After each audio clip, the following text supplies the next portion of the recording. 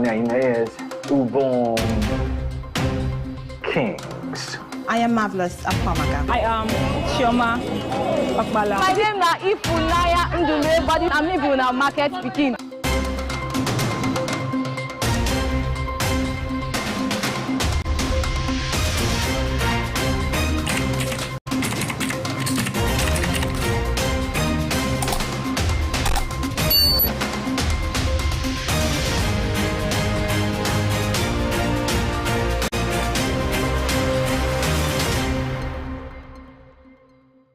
What are your thoughts on the spate of sex for grades in Nigerian universities? This very issue of owing salary should be criminalized. How can they amplify their voices? People don't have evidence. You want to get to know about it? Have to stay tuned right here on Afia Morning Show to get the pulse and the feel of that.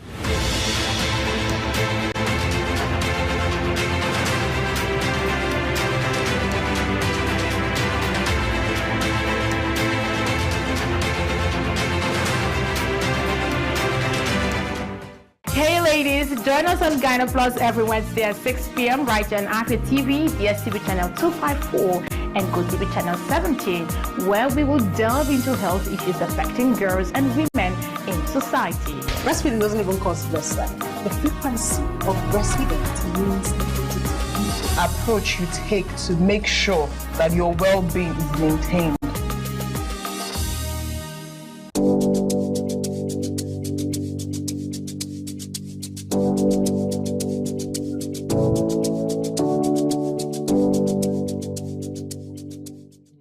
Welcome to the latest and most amazing show upon here. Ladies and gentlemen, welcome to Lunch Break. You don't sing along. I did single. For real. You're not a backup singer. That's what they do.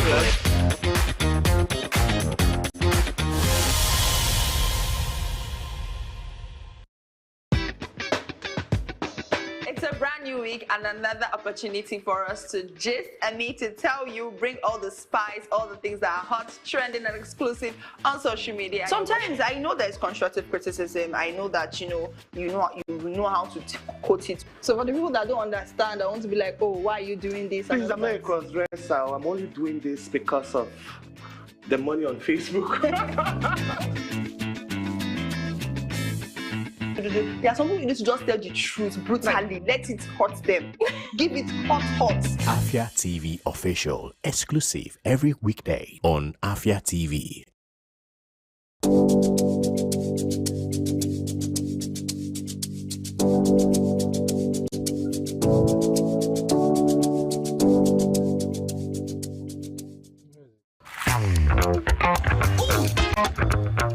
Time check, it's 2 p.m. and it's time for us to vibe, chill, and relax. Ladies and gentlemen, welcome to Lunch Break on Afia TV. So Lunch Break is all about the music, it's all about fun, it's all about entertainment, it's all about entertaining gossip and stories from social, it's all about the latest trends, it's about what's lit, it's all about the games with our guests, and yes, in general, I like to say it's all about the vibes and vibes only.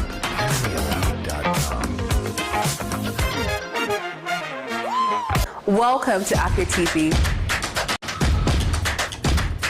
your go-to channel for excellent news and incredible shows that keeps you IEI, that is informed, entertained. Join Choco to vibe activity with Rochelle, breaking ideas, trending on social media, exciting shows on Afia TV. Catch us on DSTV channel 254 and GoTV channel 17.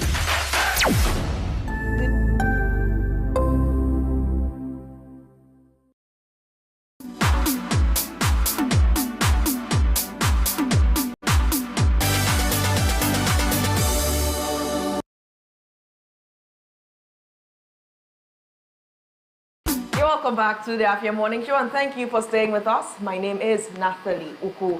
And of course, Ojiwachuku is here, wide awake on Tuesday morning, beginning of the week. Good morning. Great. How do you do? I'm fine. I'm awesome. You're always fine and awesome. Yes. What is the true picture? How are you thriving or surviving? How are you coping with the way things are? Let's talk about your squabbles. Well, I don't talk about my challenges, shortcomings, and all that stuff, right? It's something you have to fix. So once you're leaving, there are so many things thrown at you. So solving problems is part of life. So you just have to have a cool head, to be solving issues, because even if you solve any issue thrown at you, more issues are still going to come around you, and you just have to have that cool head to always. So the best way is just to live, right, and enjoy yourself and be positive, be optimistic. Don't deter or live in the pessimisms of life, right? Just have that positive mindset. Whatever comes your way, find a way and solve it positively. All right, and there's some morning motivation for you. I was able to just squeeze that right out of Oji this morning. So that's your morning tea. And of course, Barrister Ezaputa. All right, go ahead. There's an issue about this attitude, our attitude. Yes. I had an Italian-American friend in USA. He told me he was in Nigeria for 3 years. That what surprised him is that every time he sees a Nigerian, he says, "How are you?" "It's okay, I am fine, all right." But when he looks around, he sees there's no power, no food. It's our reality. You have to face it. What people say now, that when you ask them how they are doing, okay, someone from abroad calls, so how are you doing? The next thing you hear is, "We thank God. We thank God." That's the response. But that's the best way to answer that. We thank God. Because apparently with God and the spirituality, the prayers and whatnot, though, you have to... It's not working. Well, I'm talking about personal, right? Okay. I'm talking about personal. You just have to have all these might to carry on to live in Nigeria. Yes, so many things are not working, but it's our reality. We're in 2 days already, right? So it's just to always keep talking about how these things are going to be solved and keep pushing for it and getting our leaders to know that so many things, so many policies they're making are not being implemented rightfully, and they should do what they have to do to get us living. Speaking about policies, let's see if any of these policies have made it to the front pages of our newspapers this morning. And yes, ask me how I'm doing. How are you doing? We thank God. All right, our headlines this morning, we begin with The Nation. How federal government plans to raise 36.35 trillion naira revenue by Bagudu. ISWAP kills 40 farmers in Borno. Anyanwu backs as PDP National Secretary. And lastly here, Senate panel, federal government's team meets over tax reform bills. Why Tinubu should intervene in AMCON film dispute. On Daily Independent, 17 months after, federal government yet to list any state-owned COI on NGX. Battle for PDP national scribe position deepens party crisis. Why Obasa was impeached as Lagos Assembly Speaker. Senate tackles MDAs over low remittances to Federation accounts. On Blueprint, how Lagos Assembly outs Nigeria's longest-serving Speaker, Obasa, lists ex-speaker sins, elects female member Miranda replacement. Coast now clear for tax reform bills in Senate. PDP back to trenches, Anyanwu resumes as secretary amid protests. On The Guardian, USSD codes may become inactive in 14 days over bank's 250 billion naira debts. Federal government okays 1,125 naira daily feeding allowance for correctional inmates. ISWAP kills 40 farmers in Borno despite paying levies. Clark seeks suspension of NGF as report exposes state's shortcomings. On Vanguard, 21 million housing gap. 5 trillion naira needed for 2.7 million new houses annually for 10 years. Why we impeached Obasa changed House leadership, credited to Lagos lawmakers. Legal action against unruly Ibom air passenger to prevent recurrence, credited to the NCAA. 2025 budgets, no end in sight to national grid collapse, said by the federal government. PDP crisis, Anyanwu defies court order, resumes office. Federal government to blacklist 18 banks, owing telcos almost 200 billion naira on USSD. Okay, starting from Nigerian Tribune. No guarantee yet there will be no more grid collapse. Attributed to Power Minister, says system crashed only 8 times in 2024. Insecurity, vandalism, poor infrastructure remain major threats to grid. Ministry plans solar light CCTV for highways. Senators hit discus again, want privatization reversed. Anyan resumes as PDP National Secretary, supports Storm Secretariat. 36.35 trillion naira revenue target. How we will realize our projection. Minister of Budget, why Obasa was sacked as Lagos Assembly gets first female speaker. Miranda Clark suspended. And this one reads, police arrest gospel singer caught with girlfriend's head in Nasarawa. Former college registrar found dead at his home in Plateau. Ibadan Stampede Court admits Naomi Oriyomi principal to 10 million naira bail, 2 sureties each. And lastly, Makinde presents new Alafin staff of office certificate, threatens to prosecute Oyemesi over bribery allegation, coronation to hold in 4 weeks. Moving over to the Nigerian News Direct. NAS probes 4 trillion naira revenue shortfall due to waivers. Threatens to cut JAMB funding to 1.1 billion naira spent on meals. 850 million naira to kill mosquitoes. Lagos Assembly impeaches Obasa, elects Miranda as first female speaker. Insecurity hindering repair of Shiroro Kaduna transmission line attributed to Adela Abu.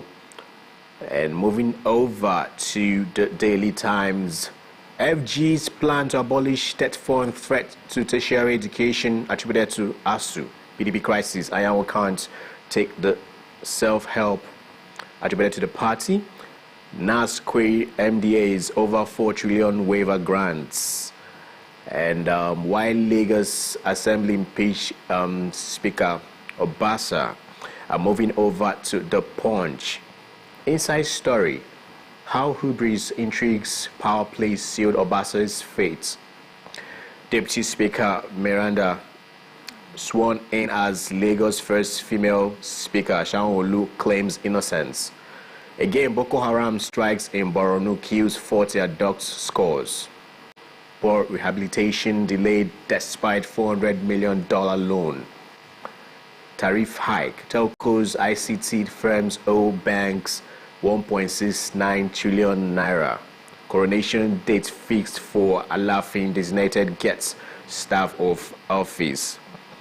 Gospel singer arrested with severed core members' head in Nasarawa.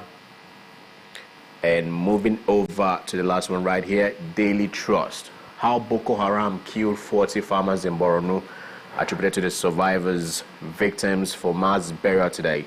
Pursue attackers, Zulum tells military. Tax reform bills top agenda as National Assembly resumes today.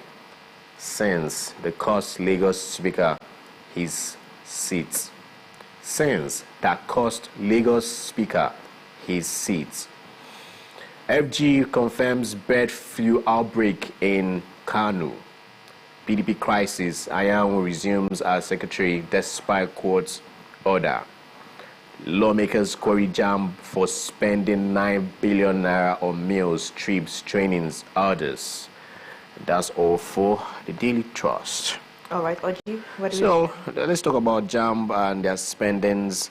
You know, I don't know how to design or decorate this conversation regarding what's happening in JAMB and the NAS calling JAMB out also in all their spendings. I saw, I think that was former governor of Oshomole of Benin calling out JAMB on how they spent 850 million to kill mosquitoes. You know, they've spent 1.1 billion on meals. What do you make out of this conversation and expose, right? JAMB spending 850 million to kill mosquitoes. Is it something that makes sense? Or with the same Nigeria and their issues and problems of everybody being corrupt, not just our leaders?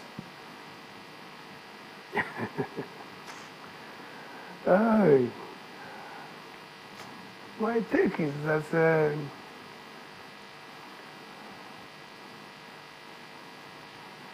it not in this country that we hear monkeys and snakes swallowing money. Swallowing money. So such things are no longer used. A lot of people, when they go to wherever they are employed, you see, like the former American president said, Harry Truman, I think Harry Truman said, the buck stops at the table of the president. Once you have leaders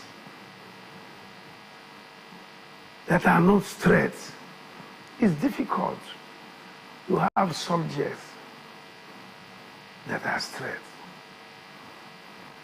You know? So what this is they're saying, they're just following the example of what is happening in Asorok, what is happening.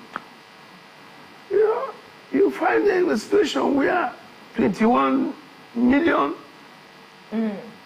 for decorating the house of a vice president. Quite interesting. And I was in politics before. It is not actually what happened. They will use only 10 billion to do it and will tell the vice president, keep 10, you know election is coming. Then 1 billion will be for those who will. The type of, you know, so all those things, they don't make news today. In this country, about corruption, everywhere you go. So JAMB office cannot be an exception. All right, let's look at this other headline from Blueprint. Some videos surfaced on social media yesterday showing people that describe themselves as APC youths in a Lagos task force, Black Maria, as they described it. And they were saying that they were here to support the speaker, the longest serving speaker, Obasa, who had been impeached. You know, and people are now questioning why they were arrested in such a manner, because they were inside the Black Maria complaining of hunger. They were saying they were thirsty. And with the high temperature, you could imagine it was quite hot inside the Black Maria, and that was what one of the correspondents there also reported. So we're still seeing things like this happen, and the correspondent on ground from another station also said that the police was picking up random people from the street. So it reminded people of the End Bad Governance protest and how we saw those protesters inside the Black Maria. Coming back to the speaker who has now been impeached, he is being accused, of course, of gross misconduct, poor leadership, high-handedness, lack of commitment to legislative business. Of course, all of this sums up to corruption, you know, and people, according to this report on Blueprint, his impeachment is being celebrated there at the assembly. But we can't say that this is the full or complete picture of the story. What do you make of it? About what is happening, first of all, I am very happy that at the end of the day, a woman emerged as speaker. Because one of the things delaying our progress in Nigeria, especially in northern Nigeria, is that whereas, like I said before, in the First World, and even the Second World, like in Mexico, there's now a woman president. Let them take over this so that women will concentrate on what is wrong in going to being get our own Elon Musk, so that people will be going to the moon, and so men will concentrate in it. So I am happy that. But what is happening in Lagos? The guy, the speaker, has tried so much, but for long, he has been a problem to the governor. For a very long time. And it appears to me that because he's interested in succeeding the governor, and Tinubu's son wants to be, is going to be the next governor. It's not ascertained yet. Apparently, people pushing from the back. You know, I was in Lagos 25 years. Yeah. The way Tinubu does his things, you may think it is, you know. It's a chess play. No, we're trying to find out Well, many reasons why Obasa, a hard-working speaker, was removed. I've told you one side that I am happy is removed because there is a female speaker. The first female speaker in Lagos. That's where I am happy. I have to ask you this, Barrister Zaputa. Do you have many daughters? 3. 3 daughters. Yeah. All your children girls? No, I have 3 daughters and 1 boy. And my mother told me, hey man, just show me your girlfriend. It is dangerous to have only 1 son.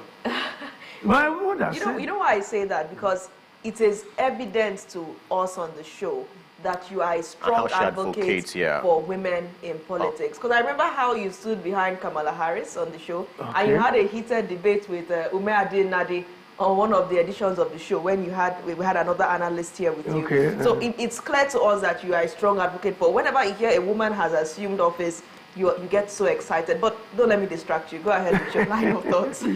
So my mother, then the person who was head of our EK's family, just as I am head now, is late now, the man is sick. Go and find another woman. We don't need... It is dangerous to have only 1 son. And the man saying this had 3 sons and 1 daughter. But for me, and from what I saw in USA, the Jews and the Igbos believe so much in male children because they think that it is only male children that you leave a legacy. You don't get what I'm saying. But I discovered in America that Clinton had only 1 daughter, Chelsea. Obama, he was even from African background, has only 2 daughters. And they don't care whether it's... But I discovered that there are other ways of planting your name, not only through having male children. When I was in the US, I found out that Chinua Achebe, you know Chinua Achebe? I saw his son. He was my junior at Government College. But because of the books Chinua Achebe wrote, you know what I'm saying? Nobody even knows who the children are. You know what I'm saying? So, for instance, that's why I am very, very passionate about the books I'm writing. Now, my name, Ezapata and Ike, they're all over the place. So there are other ways of planting your name. In football, I know so many footballers.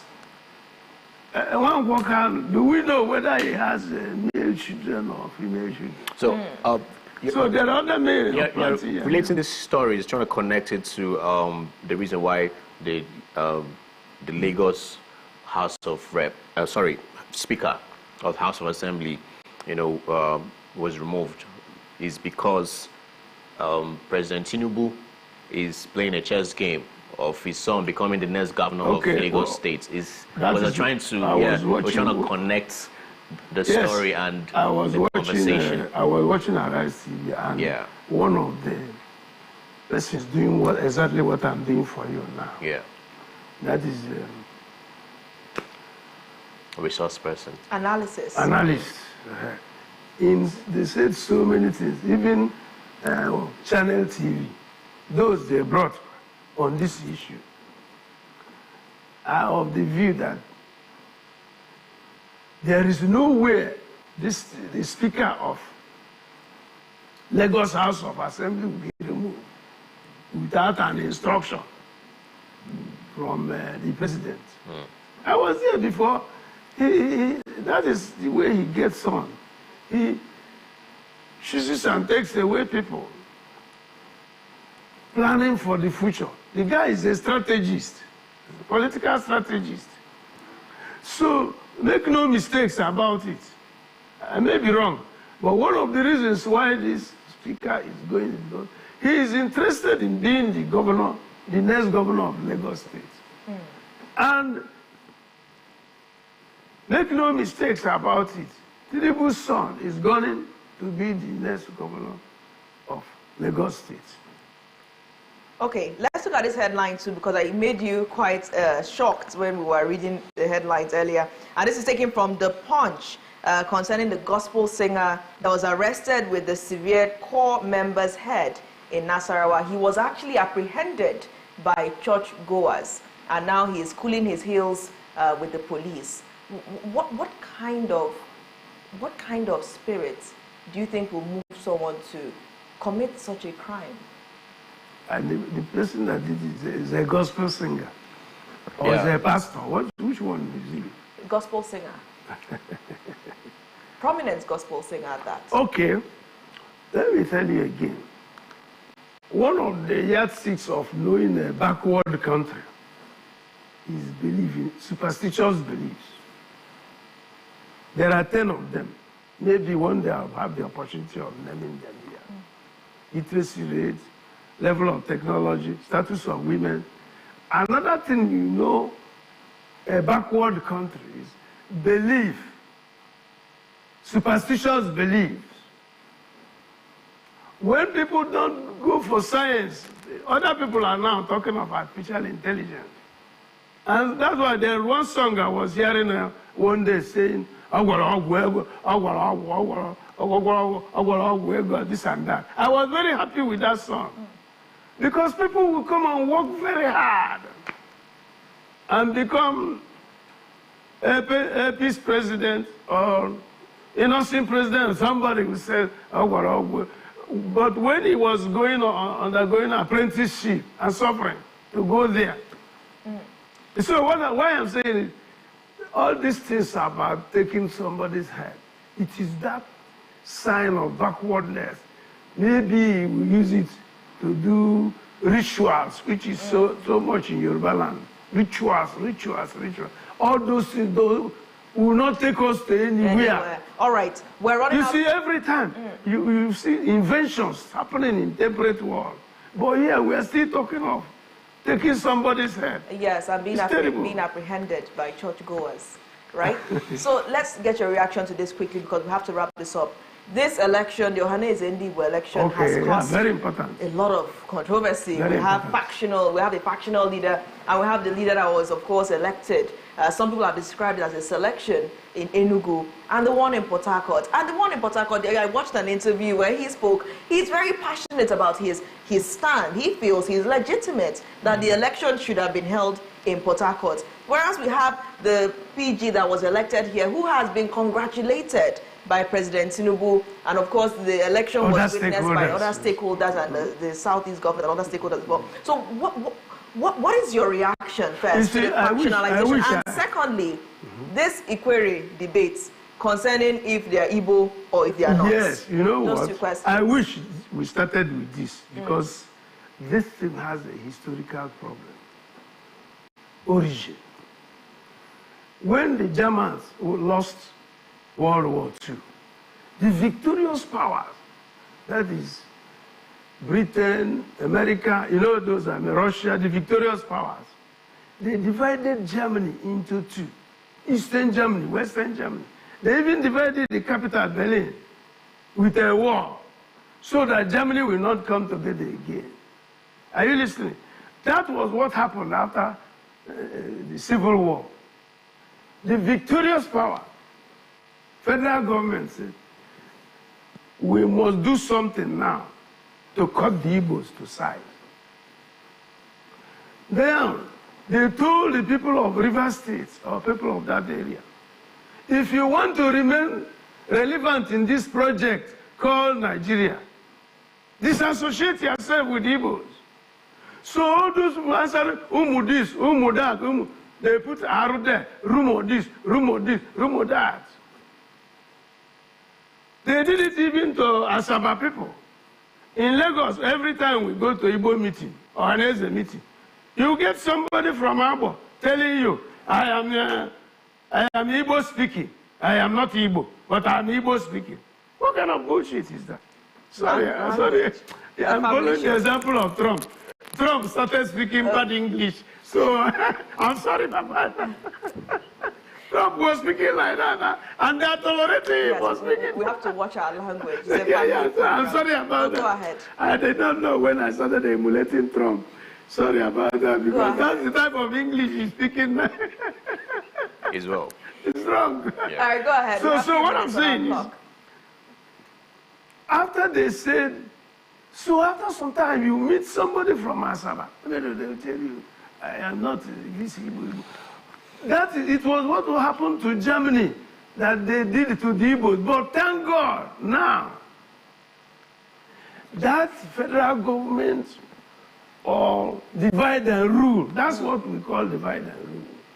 They did it so much to us after losing the war that you will see your brother in Rivers State. I'm personally affected because my second son-in-law is from Rumo. If I want to marry my daughter, Golibe.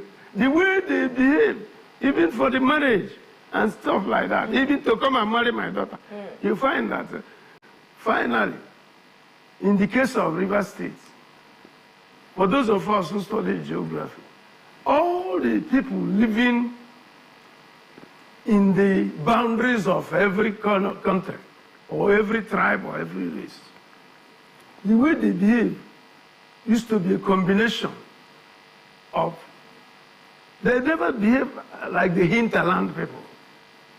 Riverine people, riverine Igbos, riverine, even in Onitsha. I lived in Onitsha 7, you see an Onitsha man. The way riverine people behave, you live in Aguleri, Otuocha. I lived there. You see, those people living riverine, their character is often different from those in the hinterland. But the main reason why Ikwere people are behaving the way they are behaving is divide and rule. Umu this, umu that. They were told that if you want to be relevant in this project, call Nigeria. Disassociate yourself from the Igbos. And so you find somebody like Odili, whose wife is from Bise, whose name is Odili. I went there, I think he's an old boy, government college. You will see the way, look at Wike saying that he's not an Igbo man. So do you think, while we round this up, we have just 30 seconds on our clock, do you think that Ikweres should identify with Igbo ethnicity? Very briefly. They cannot deny it. Just like the Germans have now come, since the Germans came together after 25 years ago. Germany is strong again, and the strongest. But there have been so many disclaimers. Some people, some Ikwere people have distanced themselves. They are now in the minority. Now that the divide and rule is getting less, and there is a Southerner as president, is reducing. They are beginning to find out the truth. And the sources of our people. You know, there's a global village now. If you go to US, Europe, everywhere, you see the sources of Ndibu.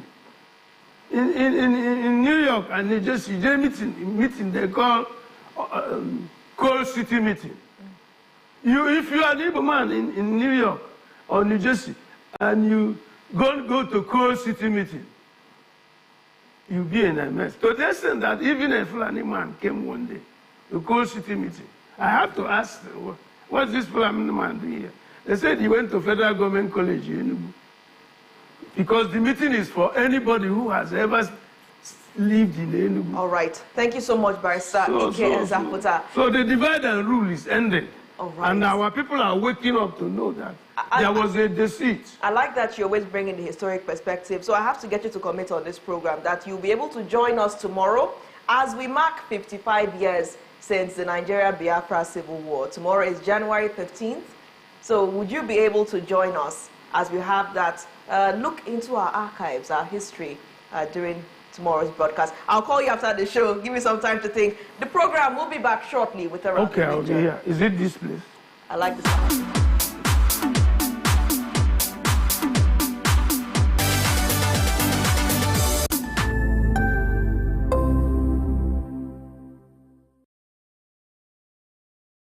Good evening to you, viewer, and welcome to Women in Business, a show that profiles women, executives, and even the next door store owner, showcasing Igbo greatness to the world. I started always obsessed with books ever since I was a child. The stress of always converting naira to dollar and... An incompetent means an incompetent person.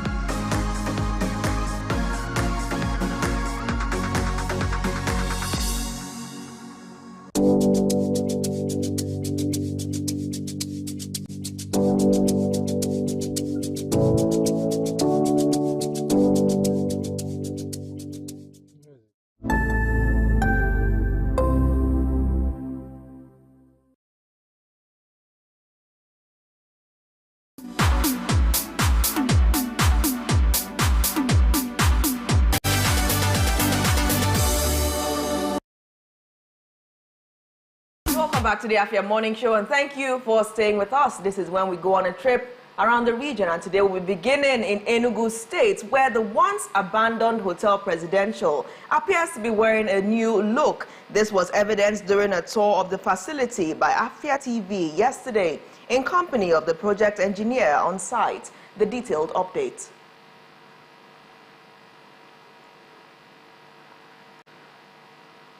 Contemporary conversations about Enugu. What is the update on the Hotel Presidential? It would appear that significant progress has been made by the Enugu State government in rehabilitating the long-abandoned hotel. So when you come in, we're going to have a very big reception. We're going to have some lounge. We're going to have some coffee tables and what have you. So this is where we are. As you can see, the woodwork, all the artwork, everything, the door, they are all going to be automated doors. That was engineer Abinye Ahunaya, the project engineer. According to him, each of the 4 floors of the 100-room hotel has 25 rooms. The 25 rooms upon completion would consist of 1 majestic suite, 2 royal suites, 20 standard deluxe rooms, and 2 presidential suites. He shares more as he takes us on an elaborate tour. Under presidential suites. Same thing we'll have there, a small kitchenette, 1 room and the other room. So you see the furniture work is, yes, almost there, yes. The TV consoles and what have you. Yeah, the wardrobes and what have you is already ongoing. On the critical angle of quality, Engineer Ahunaya says that local brands have been engaged in resource procurement, exemplified by the wood used for the doors. Like when His Excellency came here yesterday, the CEO told him that we are giving him a 5-star finishing. So every material we are using here, though we are putting them up together because we believe in Nigeria, build Nigeria. We believe in our thing, we believe in our local content. So everything we're doing here, we are fabricating ourselves. So everything you see, this door, put them together, everything, we are building them ourselves. Yes, so all the qualities, we are getting the best of the qualities of the woods, all the paneling, everything we are using, made in Nigeria. After a trip up a long flight of stairs, the tour concluded at the hotel rooftop that now wears a new look. So all the necessary tests was done and the results are available. So we closed here because we want here to be converted. Yeah, so we are now using here for a lounge and a few other things.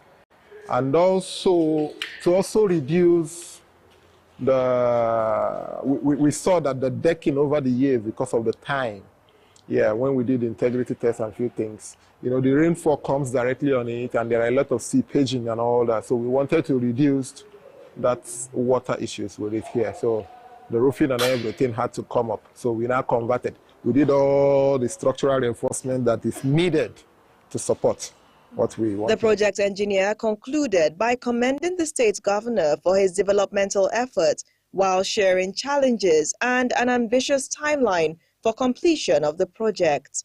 Actually gone very far with the work so far. Just like you've seen, we've taken you through a tour, you've seen how far we've gone so far. So by March, first week, with the help of His Excellency, dear Governor, how he has supported us so far, I know we've been able to keep our workers. A lot of them spent all their holidays here, making sure that we work day and night, making sure that this project, within the timeline we've given His Excellency, that will meet up with the timing. On the litigations witnessed at the outset of the rehabilitation, the Attorney General and Commissioner for Justice, Enugu State, Dr. Kingsley Ude, disclosed to Afia TV that the Enugu State government has won the case at the Supreme Court. He noted that the Supreme Court has affirmed the decision of the Court of Appeal that ownership of the Hotel Presidential resides in the state government, and as such, no damages would have to be paid by the Enugu State government to Prime View Limited, the contractor initially rehabilitating the hotel. The judgment was delivered on the 20th of December 2024 by the Supreme Court. The Commissioner for Culture and Tourism, Demugochi Madueke, corroborating this statement, said, and I quote, "He has been defeated in court." In Enugu, Nathalie Uku, reporting for Afia TV. Right now, as at yesterday, Oji, what's your reaction to that?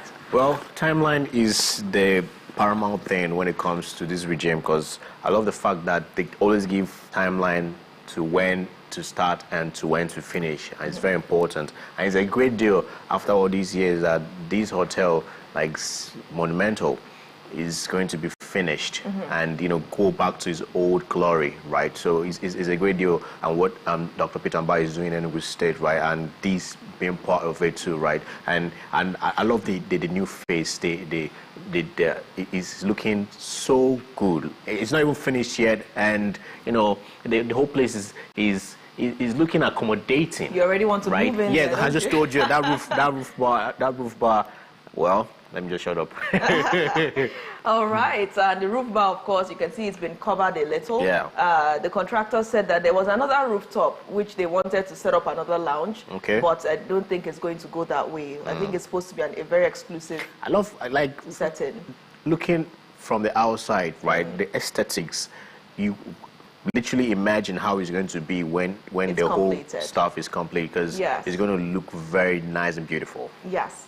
All right, away from there, back to our impersonation drama. Now, members of Women Support Women for Human Empowerment and Mentorship Initiative, WOSUWO, a prominent non-governmental organization in Enugu, yesterday turned out in numbers at Afia TV in solidarity with their president, Mrs. Onyinye Mama. This follows impersonation accusations and allegations of fraud leveled against Mrs. Mama by the president of another prominent women group in Enugu, Women Support Women Community Network, WOSCONET, Ambassador Amaka Weke, its president. Support Women for Human Empowerment and Mentorship Initiative. As you can see, we are here this morning to talk about the disclaimer which has been going on social media against our president, Ambassador Onyinye Mama. We are here to say that we are not WOSCONET. We are different from WOSCONET, and WOSUWO has been in existence before WOSCONET. So we are saying that we don't have any relationship with them. We don't have any connection. We are different and they are different. Our uniforms are red on black, while their own is white on purple. So please help us to tell those people who are working tirelessly to pull our leader down. She's the most sweetest person I've ever seen. Since I joined this organization, she has been transparent and intentional. Of all the organizations in Enugu State, Women Support Women for Human Empowerment and Mentorship Initiative is different. Their pattern is different. Their method is different. They do things differently, and everything is actually working for everyone there. Anyone who has issues against us, please stop it, for God's sake. We don't have issues with anyone. We are not fighting with anyone. We are here to do our thing, and by the grace of God, we shall excel. Members of the group re-echoed their support for their president, stressing that they are not impersonating WOSCONET, and neither is their group involved in fraudulent dealings. Not new that this organization, Women Support Women for Human Empowerment and Mentorship Initiative, is an organization that is well known in not just in Enugu State and all over the country. The organization was formed by Ambassador Onyinye Mama, who is the president of the organization. We were surprised when we saw some write-ups on the social media defaming our president. We are not happy about the whole development. That's why we are here. We came to clarify the organization and the name of our president. We also saw where it was written that she embezzled some funds. We know that this organization, somebody like me, I joined them since 2022. And ever since then, Ambassador Onyemama has been the president. No one else has taken the position from her. And back then, Amaka Nweke was the treasurer was the secretary of the organization. And to the best of my knowledge, I've not seen her covered any minutes. Back then, it was Barrister Sylvia Abana that was writing in her place, and she will always present herself as the secretary. It was allowed by the president then for her to, help her do the whole job. But I am also aware that it was brought to the notice of the organization that the account was seized by the said Amaka Nweke, who refused to come and sign a check for some projects we had then. So we are here not to fight, because there's nothing to fight for. The controversy about adding network or international to our name was as a result of the process of registering the organization, which was cleared by our president some days ago. So there's no connection. We are different.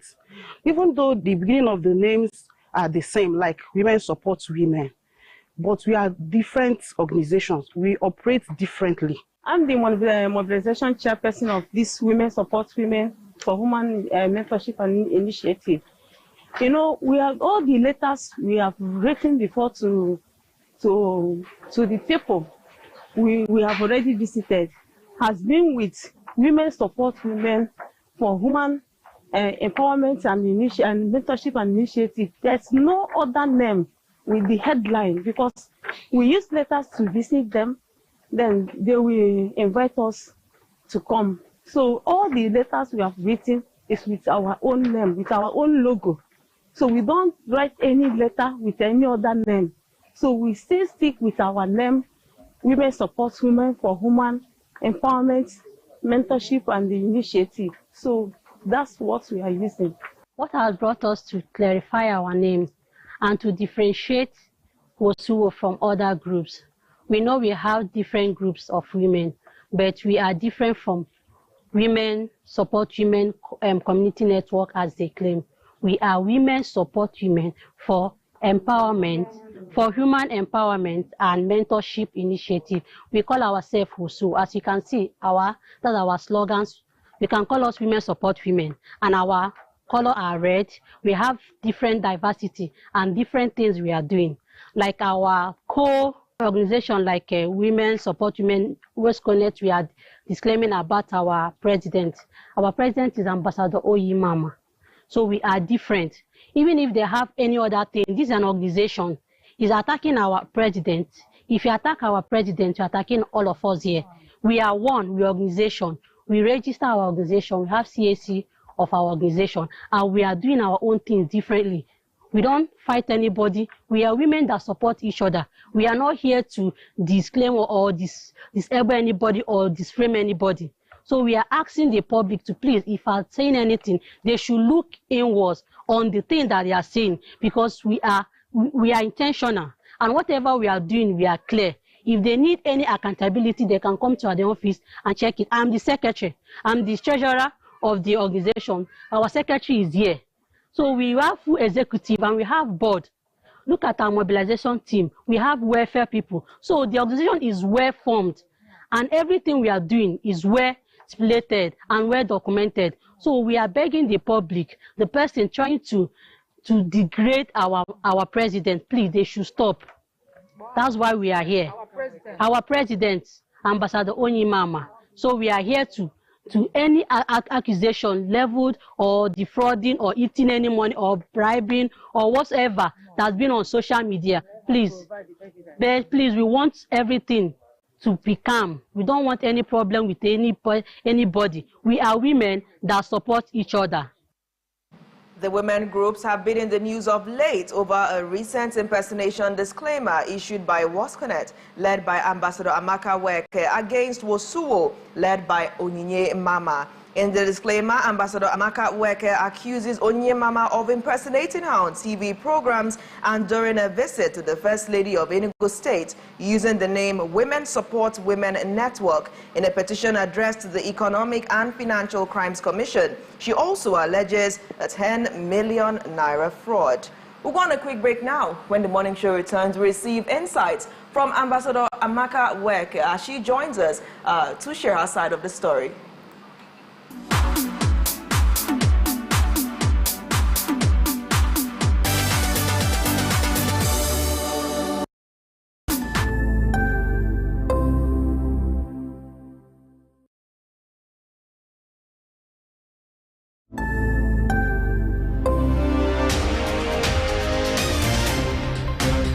My name is Ubon Kings. I am Marvelous Apamaka. I am Chioma Akbala. My name is Ifunaya Ndule, but I'm living in our market speaking.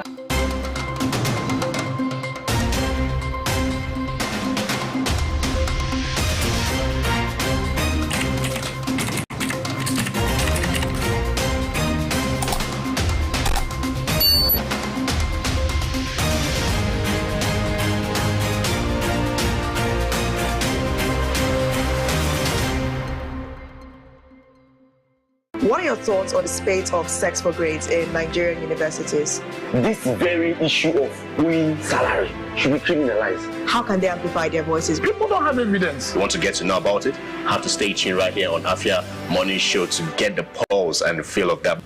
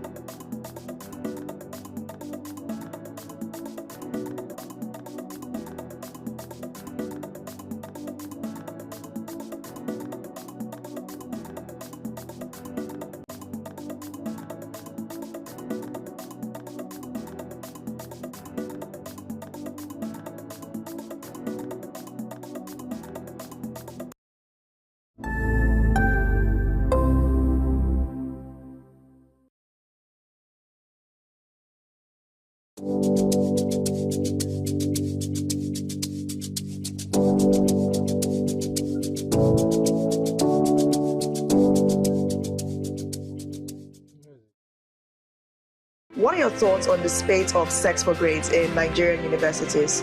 This very issue of owing salary should be criminalized. How can they amplify their voices? People don't have evidence. You want to get to know about it? Have to stay tuned right here on Afia Morning Show to get the pulse and the feel of that.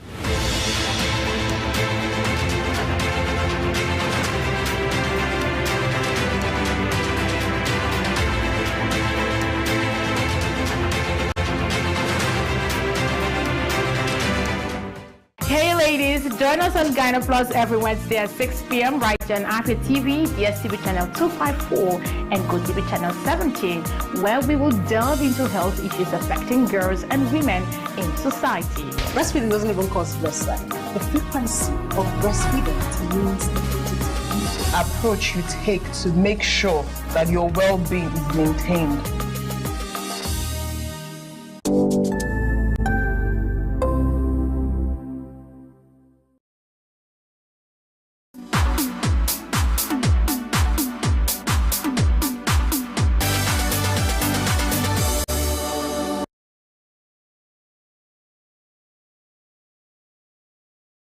You're welcome back to the Afia Morning Show, and thank you for staying tuned. Last week, Onyinye Mama, the president of Women Support Women for Human Empowerment and Mentorship Initiative, responded to impersonation and fraud allegations leveled against her by the president of Women Support Women Community Network, WASCONET, Ambassador Amaka Weke.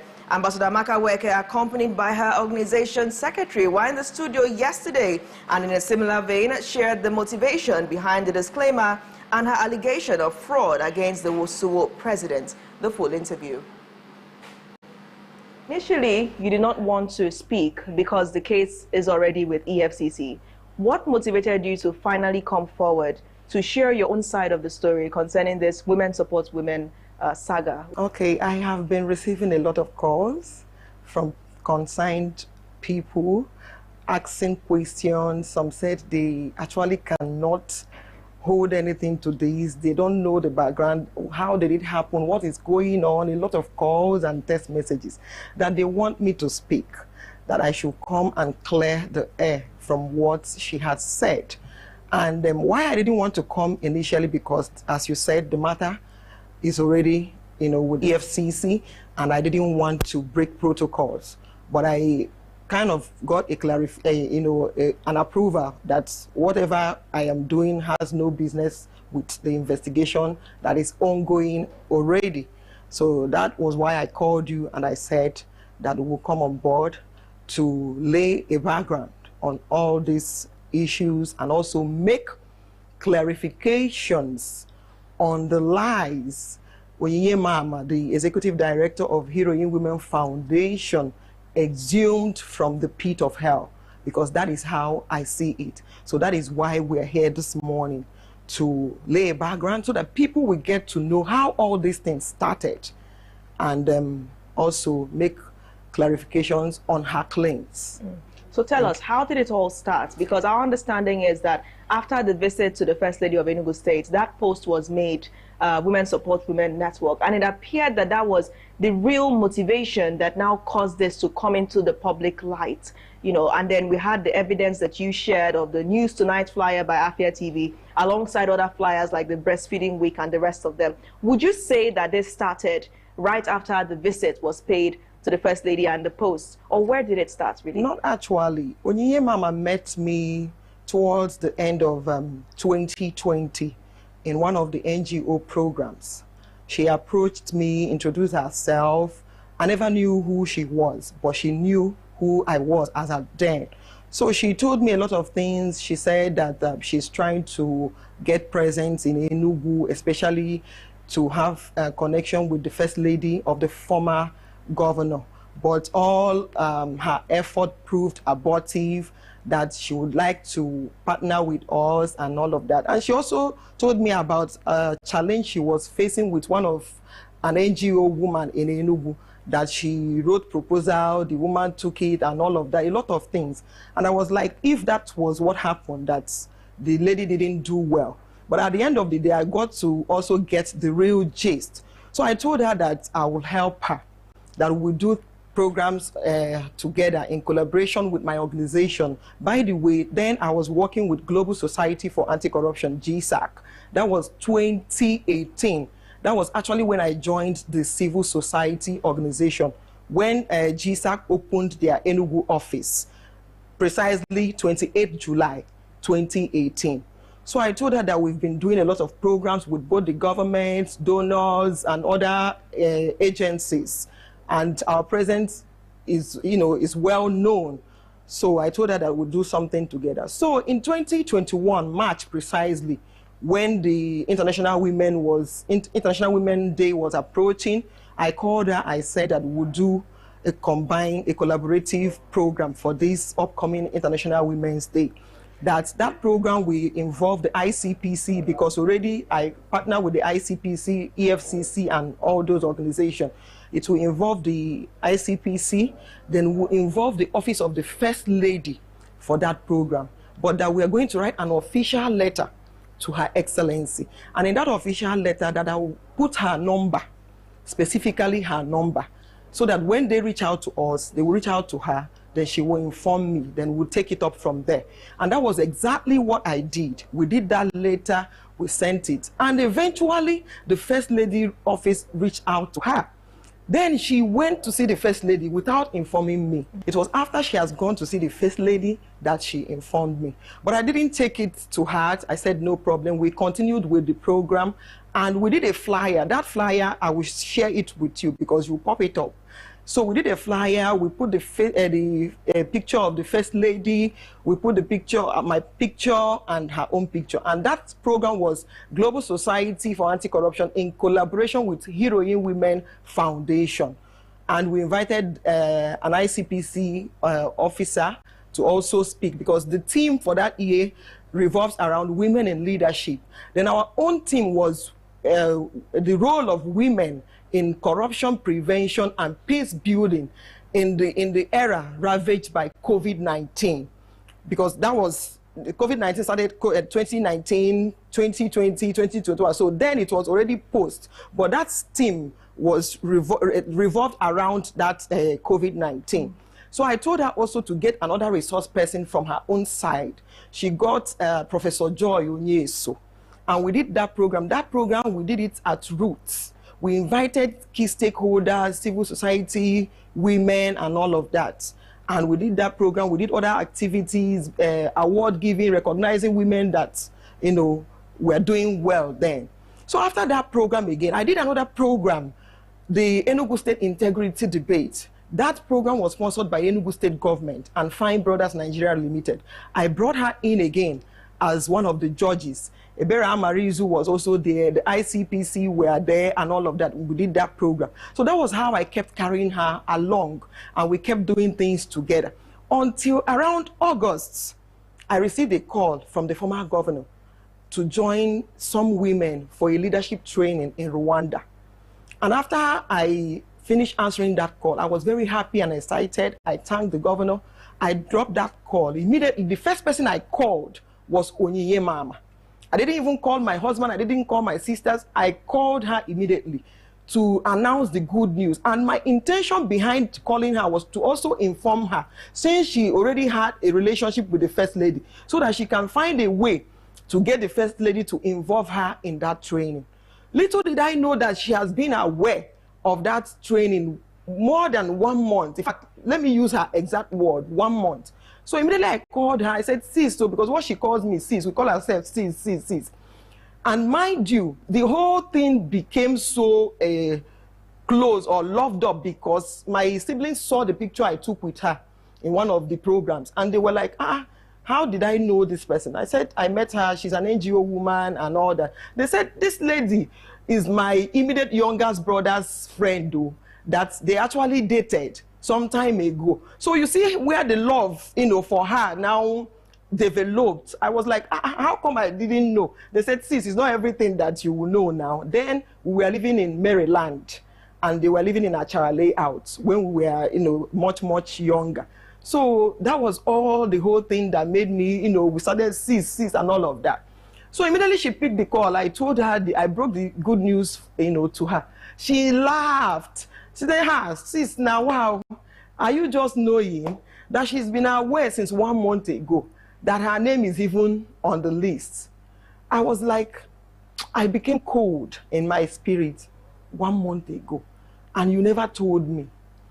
I felt so bad. I felt so betrayed, and because what would have happened was that I would have just seen them travel, you know, all of them. The governor didn't give me that privilege to be part of the, you know, the trip. Because had it been she told me, I would have also tried to find a way to see if I can be part of the trip. So I said, you never told me. You know, she said, hey, sorry, it's like she forgot to. I said, no problem. Since all of us are going, glory be to God, we'll see there and explore and all of that. So we started preparing for that trip. Unfortunately, she had no international passport. And we started rallying around to see how to help her. And that was a period to get international passport was very difficult. She applied and the time was fast approaching. The passport couldn't get to her. And unfortunately, we traveled without her. She didn't join the team that traveled that period. So everybody kept on bringing suggestions on how she can get the passport. Even the First Lady, everybody made effort. We have spent 4 days in Rwanda before she came to Rwanda. She finally got her passport and she came. She didn't participate in all the trainings we went through. It was the final ceremony that she met. And that was it. We came back and we continued with our activities, our life. So when I wanted to vie for House of Assembly Urban, and what informed me was the vision I have for inclusive advocacy, because I advocate for inclusion, for women inclusion, irrespective of where you come from, irrespective of your background, your tribe, and all of that.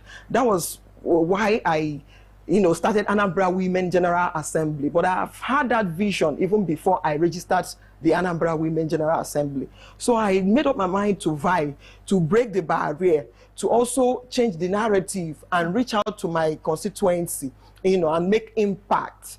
So I called her as my friend. I said, see what I want to do.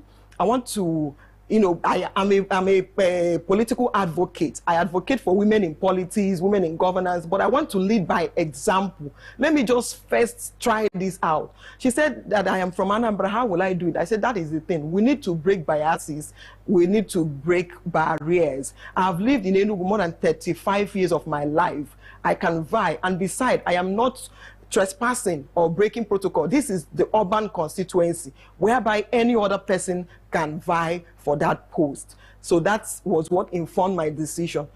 I told her that I want you to be my campaign manager. She said, I'm not a politician. No. I don't want you to call it campaign manager.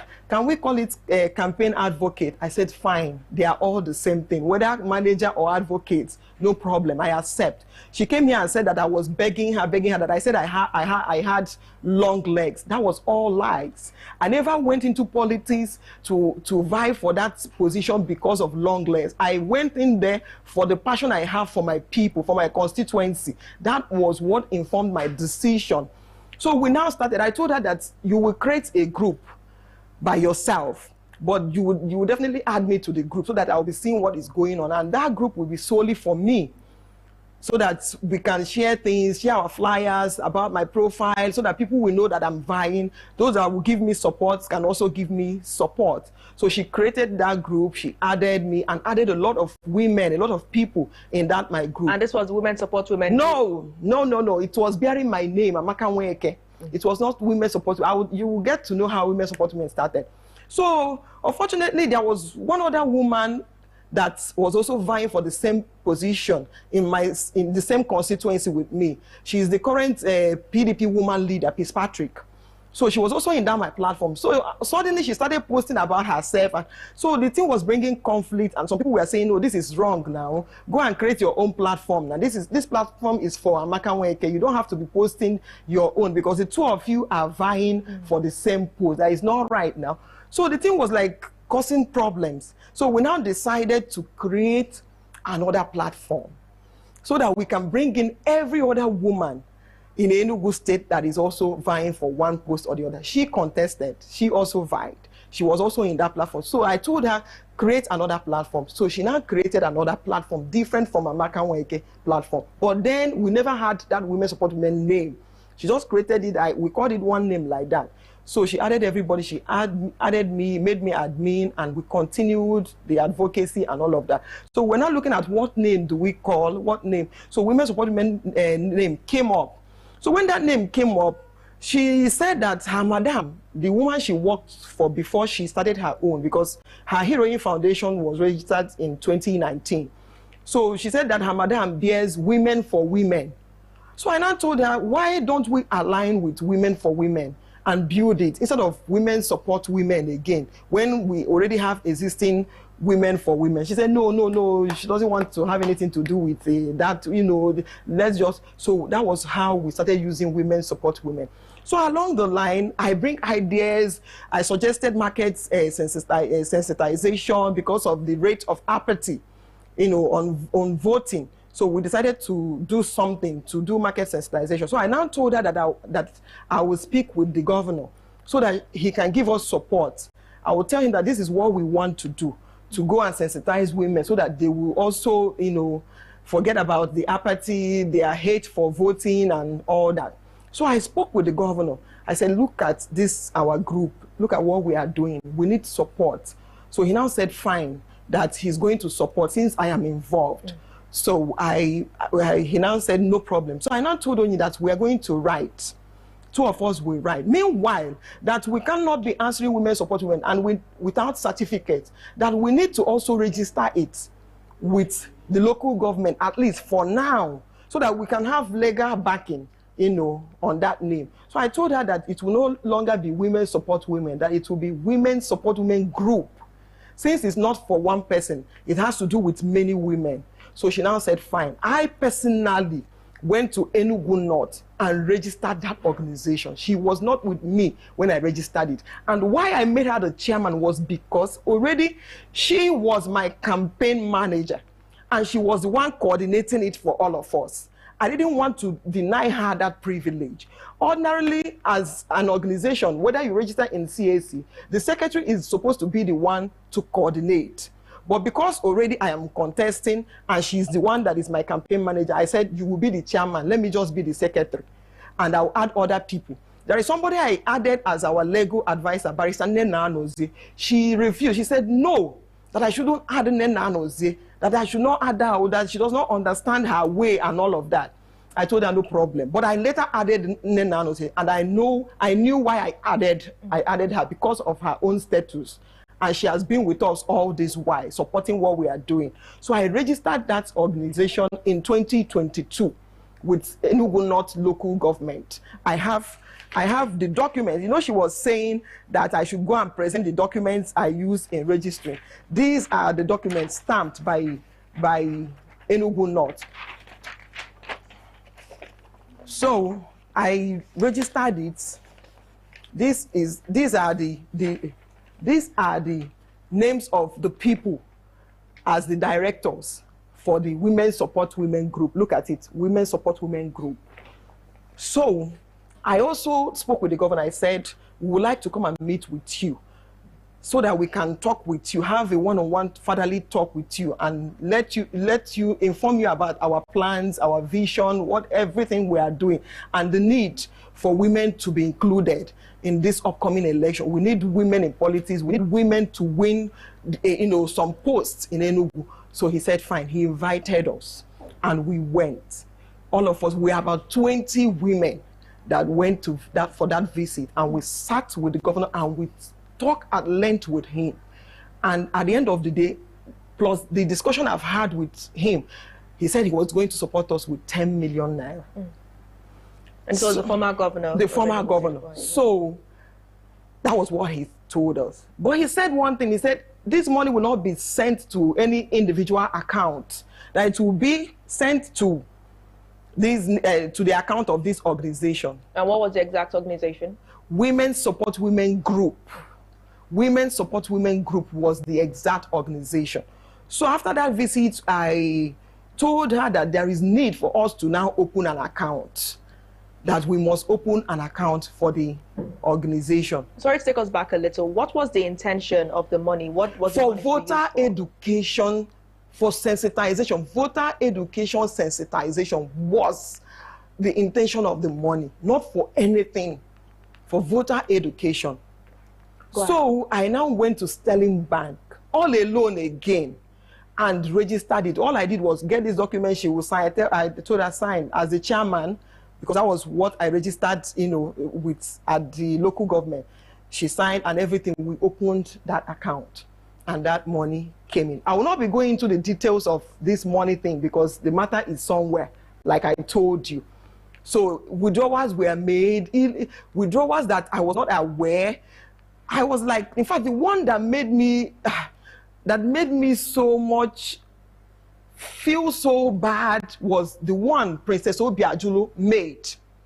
This current House of Assembly lady, she withdrew 1 million from that account. And I called Unya, I said, this 1 million that Princess is withdrawing, why? She said that is to support her, that I know that she's vying for election and all that it is a loan, that it was a loan that she was going to pay us back. And she was doing all manner of withdrawal. And I will not blame her because I gave her that privilege. I signed check with her. At some point, she was like, please, you know, I don't want to be calling you to be coming to sign check and all. Let's sign ahead.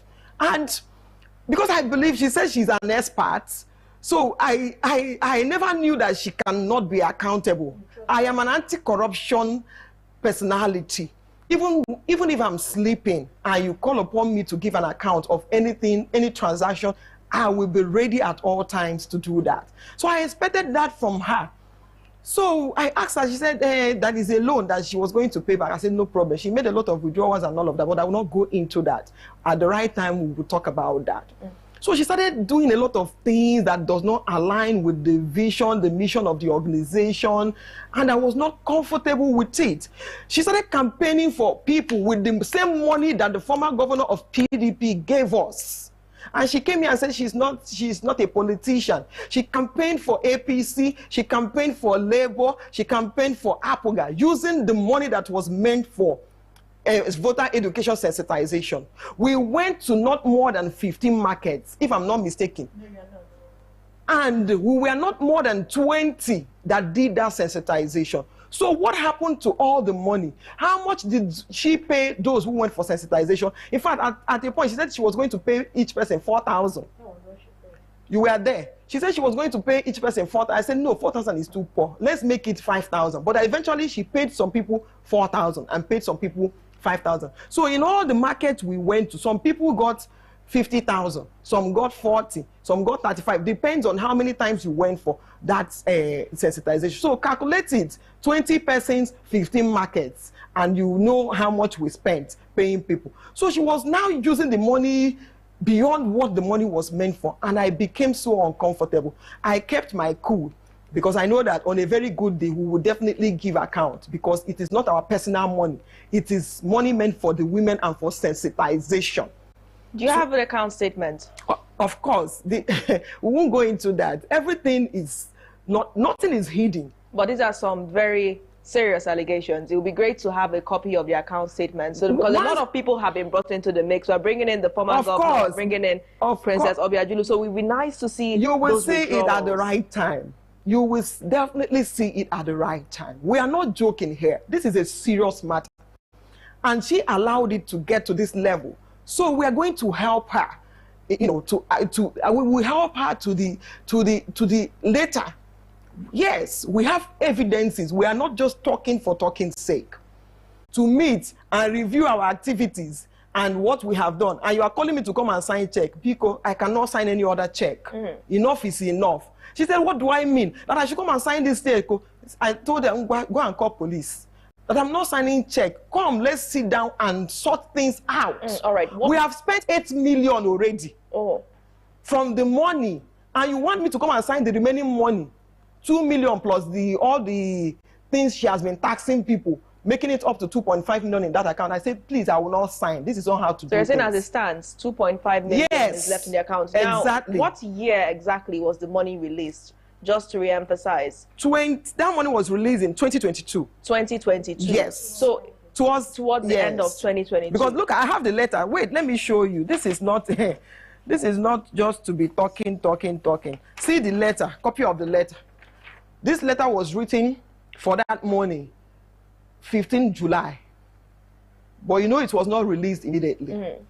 But what will be most important to see is actually the account statement. You will get the account at the right time. All right. Yes. Then coming to the money spending, are you saying that you did not have any role in any of the debits? I have roles. That's why I will not talk about that. When the right time comes, everything, you will see the account and see the role everybody played. And I will explain my own role. Of course. Why she explains her own All right, role. but then if we're already talking about the party in the dispute, which is of course Onyinye Mama and her withdrawals, and of course we also have Princess Obiajulu's own 1 million, which you allege she used for her campaign that was meant to be a loan.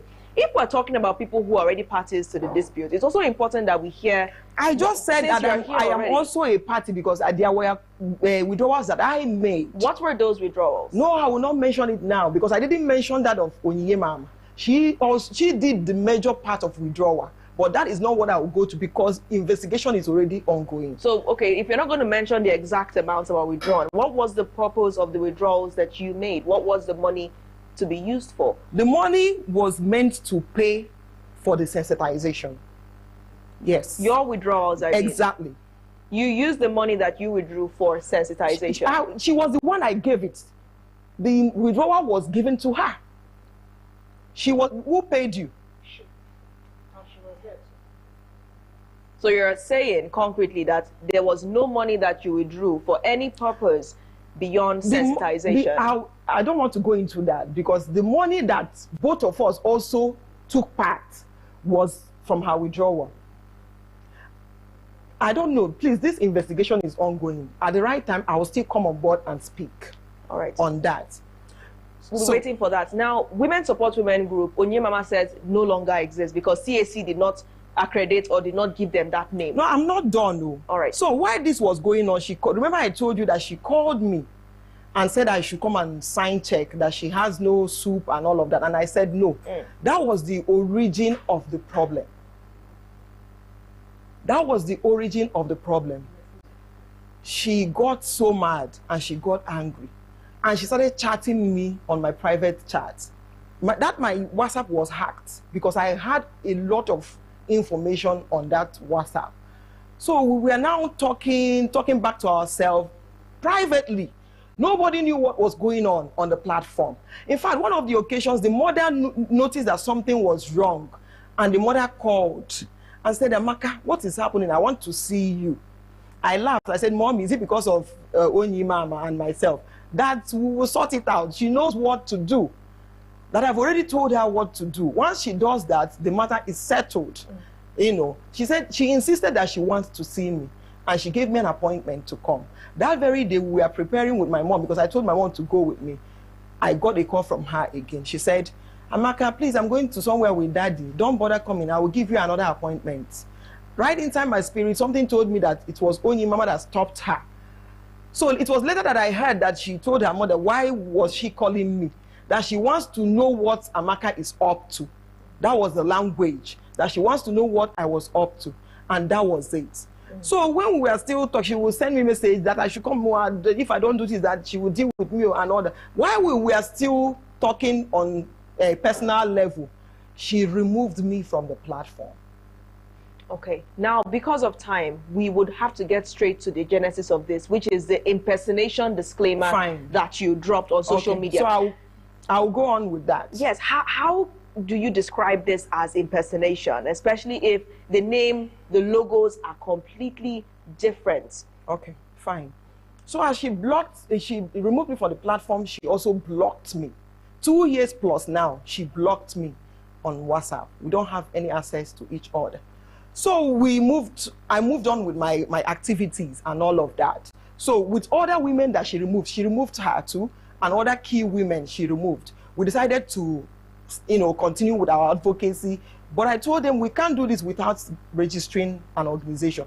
We came up with about 3 names and we put it up on for registration at at CAC. And eventually the name they approved was even the last one.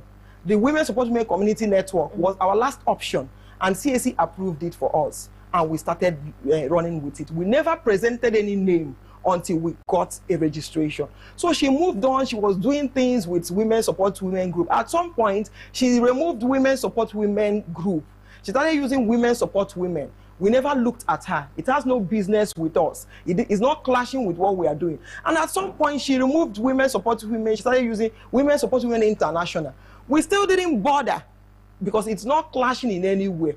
So at some point, she started using Women Support Women for Human Development and Mentorship Initiative. We never also looked at what she was doing because the sky is too wide for everybody to excel and fly.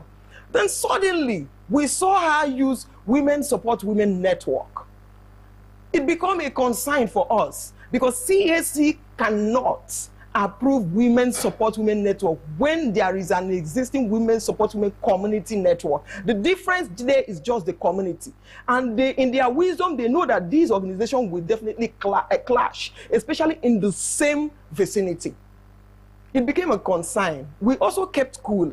trying to investigate. We made search to know if she was the one that registered the Women Support Women Network. It was not, we didn't see that name on CAC. And in August, we wrote to the office of the First Lady of this current administration. We didn't get any information, we didn't get any feedback. We wrote, we didn't get any feedback. We were like, what is going on? And suddenly, we saw that she went to see Her Excellency answering Women Support Women Network. Thank God she mentioned, she has an insider that was feeding her with information from the office of the First Lady. And that was the same insider that told her that these people wrote to, and maybe she must have told her everything date, and maybe she backdated her own or what. I don't know what they did, and eventually went to see the governor, the governor's wife. They went to see the governor's wife. And I recall that there was a day the governor's wife did a program, and we came to Opera Square. She did a road walk, and that same PA that she mentioned told us to our faith that we were not invited, that our name was not on the list. And I was like, how? How do you mean? We just kept cool. So when that visit was made, it became a concern to us. And we heard that she has even gone to a lot of places. People were telling us if she goes for a program, she will leave what she went there to do and started talking against us. She will be mentioning our name, talking against us. People will still come and tell us. So when that one happened, it became a concern, and we said that this is impersonation.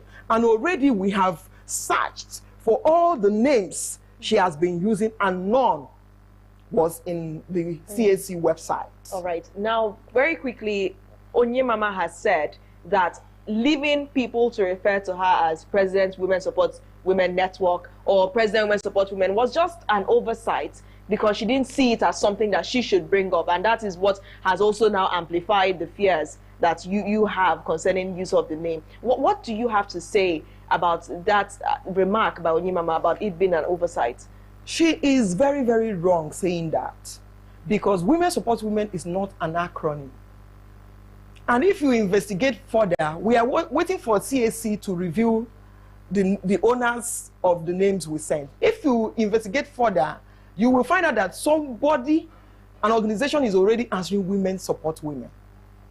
Just like I told you that she said her madam was answering Women for Women. I don't know if her madam registered that. So CAC in their wisdom cannot approve such name twice or 3 times for any organization.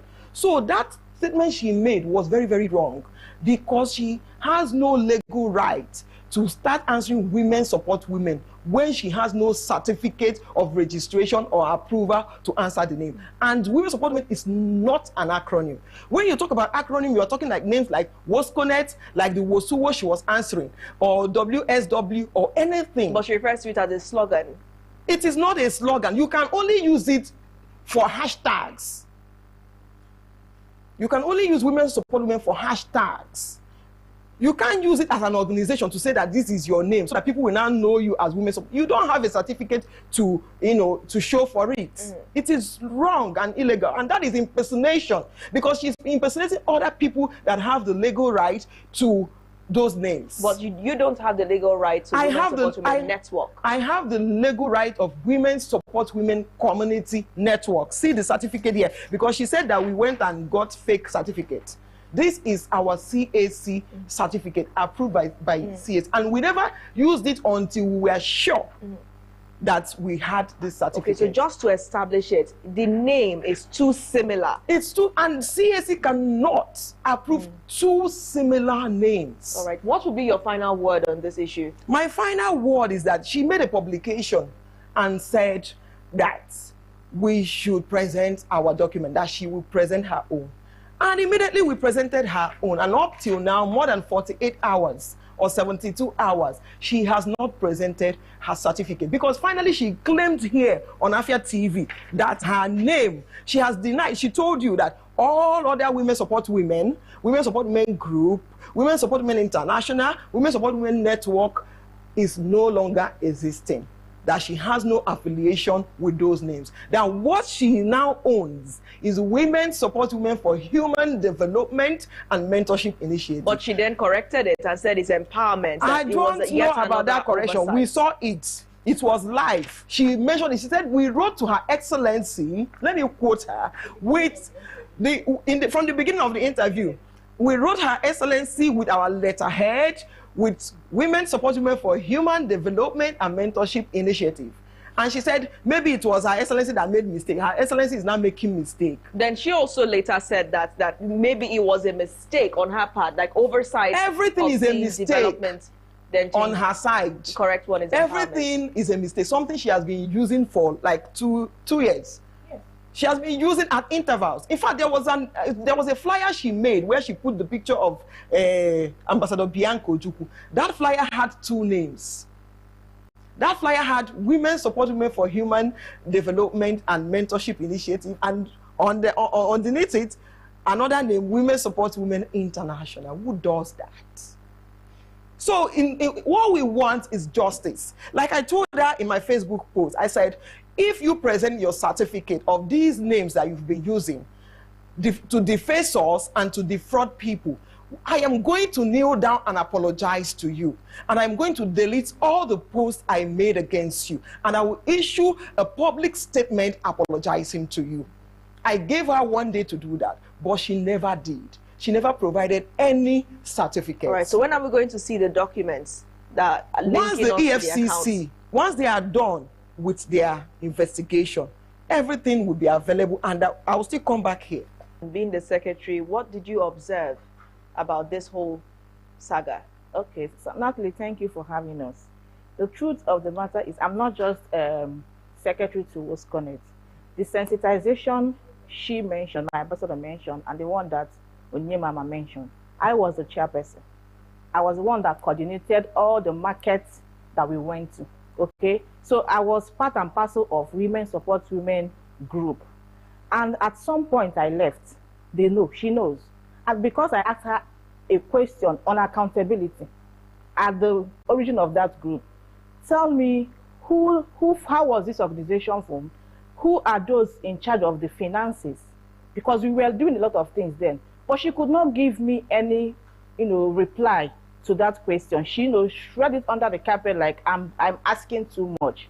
And I was like, I can't keep, investing my time, energy, money into something I'm not even aware of. That was why I left them.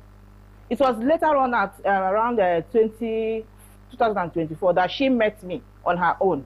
Like we met in a program, and she told me that question that I asked her has finally, manifested in a negative, in a way that I didn't even know. She started telling me about the gist. And I wasn't surprised, because if you can't, be open to the people you are working with to tell them about this, that, then how are we supposed to trust you? And remind you, when this money was disbursed, she categorically said that it wasn't 10 million that His Excellency gave us. In view to that is the reason why she was paying us 4K.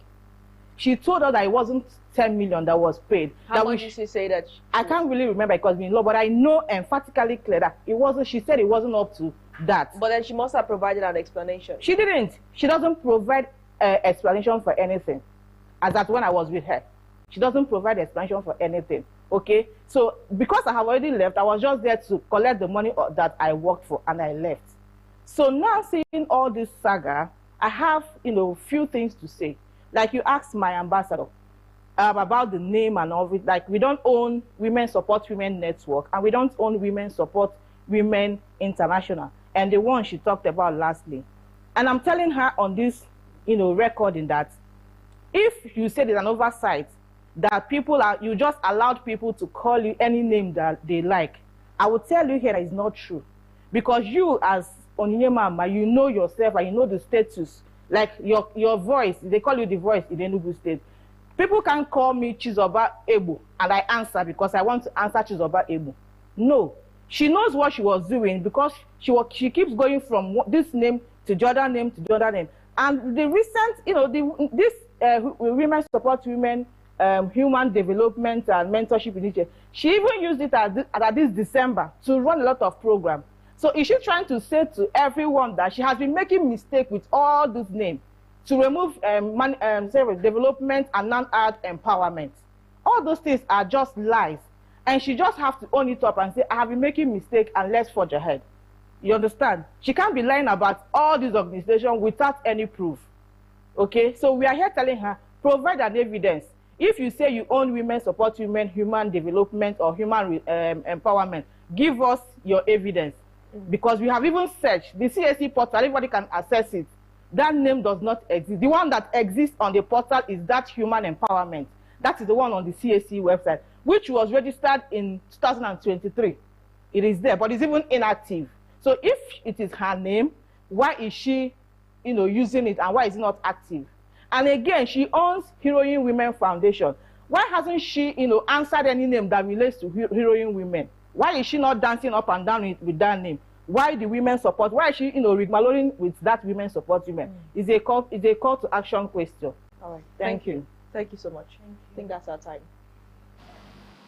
And there you have it, the controversial impersonation saga. Of course, that was a long interview, but there you've heard the side of Ambassador Amaka Weke, the president of Women Support Women Community Network, responding to an earlier interview granted to Mrs. Onyemama on Afia TV, the president of Women Support Women for Human Empowerment and Mentorship Initiative. Of course, we're going to assess this on a later edition of the morning show. For now, we'll take a quick water break, and when we return, we'll have more insights coming your way on today's show. Do stay.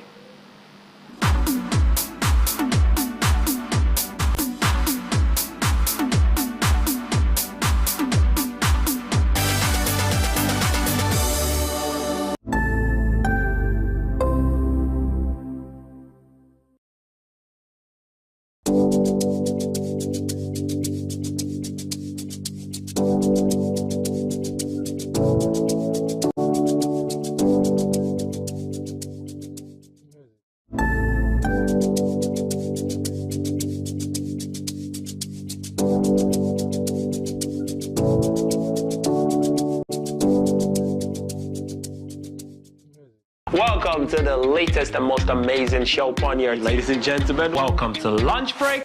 You don't sing along. I did sing. For real? You're not a backup singer. That's what they do.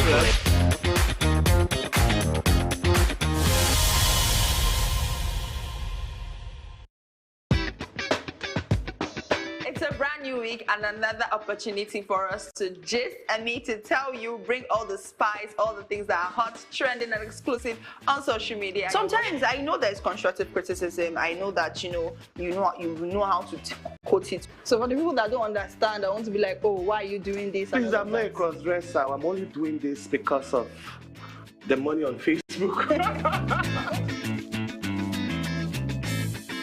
There are some people you need to just tell the truth brutally. Let it hurt them.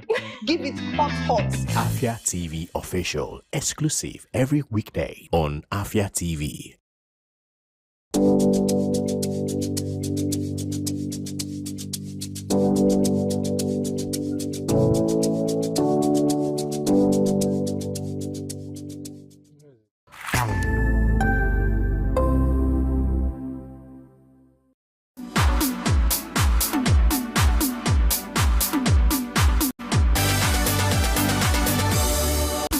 Back to the Afia Morning Show, and thank you for staying tuned. So far, while we digest the content of the last interview, we're joined now by Ozo Iboneku Ogazemora, former Commissioner for Information in Enugu State and Editor-in-Chief SBS Great Interviews, and an attorney at law to react to the transformation of some rural areas in the state to urban areas by the Enugu State government. Just recently, what are the issues? What are the concerns? What are the things that people should be thinking of? What are the questions that the government should be addressing at this point in time? Thank you, Ozo, for joining us straight from the courtroom. Thank you very this morning. Thank you very much. Always a pleasure having you. And I'll reiterate what I said off air. I appreciate that you take this platform seriously and you still try to come to us even when you have so much going on at the same time. Thank you. So you deserve all our flowers. Thank you.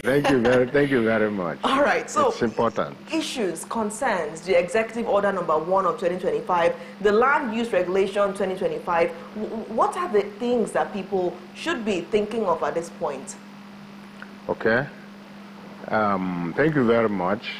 The people should be thinking of, first of all, what does the government mean when it says in regulating the lands, about 3 local governments adjoining the state capital are now urban areas, Udi, Nkanu West, and Nkanu East.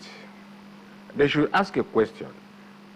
are they now part of the Enugu Capital Territory? That is one question.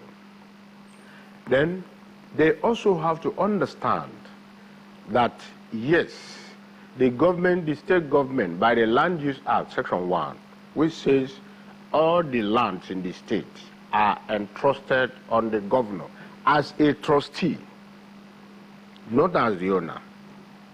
But it has now been interpreted to mean that the governors own the lands. That by declaring their lands, urban areas, in Section 2 of the Land Use Act, it classified the lands. It said urban areas entrusted to the governors. Rural areas, that's Section 2A, entrusted to the governors. Section 2B, entrusted to the local government chairman. So now, the governors have taken lands from the local governments into the orbit of the governors. What it means is that, you know, by the same Land Use Act, those areas that were in the urban areas are lands covered by statutory allocations, in which case the governors approve all your transactions on the land, while those in the local governments are done by the local governments. And most importantly, those in the rural areas, by that Land Use Act says that the lands are there deemed granted. They don't need any documentation, even though people go for documentation. What you need is to prove the title, establish how you own the land, how it was founded by your father's father's father, how you have been using the land for some time, how you acquired it from somebody, how all the things you've been doing there. That's what is required in law.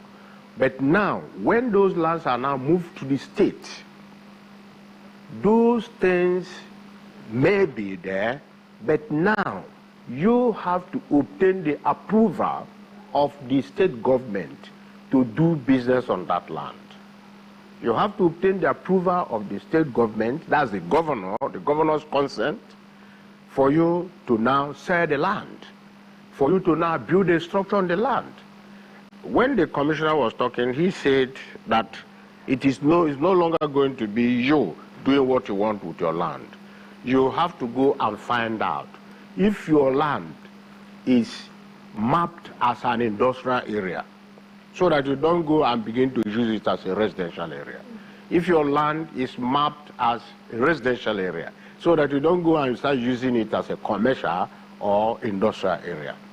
So now, if those lands have moved to the state government, or rather the governor, the pattern of title will now change. Because in the old pattern, it is deemed grant.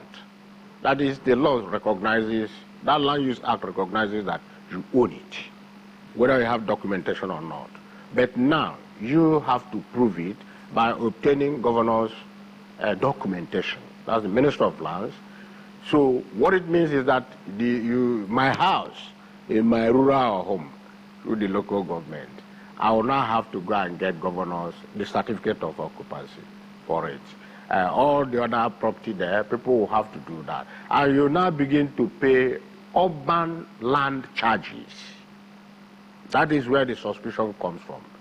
People suspect that the government is doing it to widen or to drag certain areas into the tax net, so that people will now have to pay for their houses in their villages, to pay for transactions on the lands, which is a source of income to the government, and increased income to the government. And it is radical, I must tell you.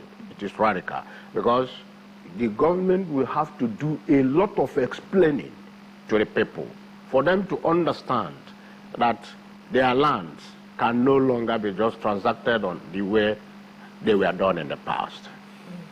I want to ask a question. Let's talk about the merits and demerits. Which outweighs? Yes, and while adding to that too, what do you recommend is the best strategy to communicate these new urban areas to avoid the battle of control over lands, while you explain the merits and demerits, which we're not waiting? Yeah, the battle of control will definitely come, because initially people will not understand. So the government has to devise a strategy to explain to the people. It is a government decision. There's virtually nothing you can do about it. So it will take time. For instance, Enugu has been a century-old urban area, but there are still battles of indigenous people. That is, people who, you know, the Land Use Act was so unfair to Nigerians by failing to recognize what we call ancestral land. Because what it means is that the government has the power in law to evict you from your land, where your father was buried, your father's father was buried, your ancestors were buried.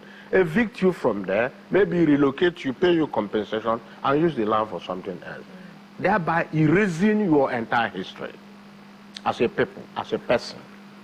So that is a problem. Then on the merits you're talking about, yeah, there are merits and there are demerits. Merits in the sense that it is going to bring more revenue to the state government, which is trying to widen or increase the income level. It is a lot of gainful to the government. Then it is also going to be gainful to some of these rural areas, because if indeed there is a conscious and conscientious planning by the government, the amenities in their areas will improve. Because being designated an urban area, certain things you see, most things you see in Enugu are supposed to come at play in their various rural areas. Government will now begin to locate some institutions regarding them. It will also lead to creation of roads into those places, so access is going to be better. And that's one of the merits. Then the demerits, yes, the people are losing their freedom. All right, now we are already out of time, but I need you to answer this in just 15 seconds. You have been following up, and of course, you have been very interested in the Centenary City crisis. Amechi, Obago, Konano, Obinago, all those communities. How do you think the creation of these new urban areas would impact those communities in that ongoing controversy directly? In just under 30 seconds, I wish we had more time. It will impact on them. It will impact on them. In fact, as an analyst, I should think it's one of the reasons the government, if not the revenue issue, I should think it's one of the reasons the government took that decision. Because, you know, Enugu South is divided into two. Enugu South urban and Enugu South rural. So by this declaration, the entire Enugu South is now urban. So the pattern of acquisition of land there has changed by this regulation, if it becomes law. So you now have a situation where what used to obtain, where investors or developers were dealing with the rural communities, they are now provided for in law to deal with the state government. All right. We're already out of time right now, but we'll definitely continue this conversation, watch and see how things go. And like you rightly said, sensitization is of utmost importance right now to avoid, or what is unavoidable, the battle for control. Thank you so much. Thank you very, very much. On that note, we draw the curtains on today's edition of the Afia Morning Show. Let us know your thoughts on today's program on all of our social media platforms, and we'll be sure to respond. Don't forget to stay tuned to tomorrow's edition of the show as we go back 55 years as we mark the Nigeria Biafra Remembrance on the Afia Morning Show, a truly special edition. I've been your host as always, Nathalie Uku. Larry Menoji, Mwachku. Have a splendid Tuesday. Bye for now.